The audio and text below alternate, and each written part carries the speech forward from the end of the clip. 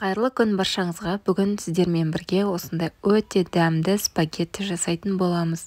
Видеоның соңына дейін қарап, менімен бірге болыңыздар.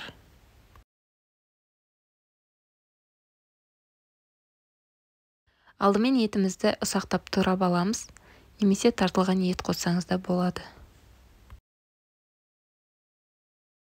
Жуамызды да дәл солай ұсақтап турап аламыз. Сәбіздерімізді үккіштен өткіземіз.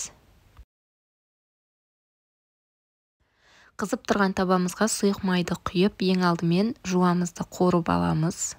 Содан соң етімізді салып, қақпағын жауып, отымыздың астын бәсеңдетіп 5-10 минутқа қалдырамыз. Дәміне қарай тұз, дәмдеуіштер қосамыз.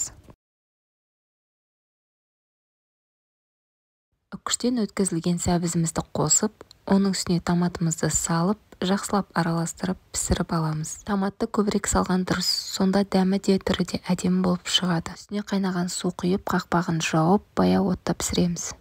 Қайнап тұрған суда спагеттиімізді салып, 10-15 минутта пісіріп аламыз. Спагеттиіміз дайын болды, оны бөлек ыдысқа салып, үстіне подливамызды салып, түскі асқа немесе кешкі асқа ұсынсаңыздар болады. Өте дәмді және тойымды тағамдардың бірі, міндетті түрде жасап көріңіздер. Егер видео ұнаса, менің каналыма тіркелуді және де жаңа видеоларымды жіберіп алмас үшін қоңыраушаны басуды ұмытпаңыздар. Сіздермен болған Ақбаян.